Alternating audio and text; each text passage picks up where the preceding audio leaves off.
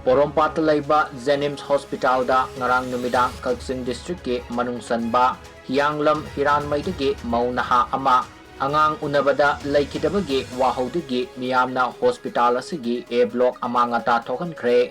Police na irang asibo laksinaba honabada smoke bomb amadi tear gas cell kaya kapkhre. Khongjangloy nipan police na fajinkhre hairi. Pao sina makha taraduna hai Angang Ounabada Leikhidre Maunaha dugi maming Pebam Mataulay sahi kungamanga mapuroiba Pebam Dinesor kawi hairi. Leikhidre Pebam Mataulay ase tha sigi tang marida operation tawduna angang nupa ama unakhi. Angang Ounaba loiraba matung mahaki haksanggi fibam ka hena soksilakibadagi ICU da lerakibani.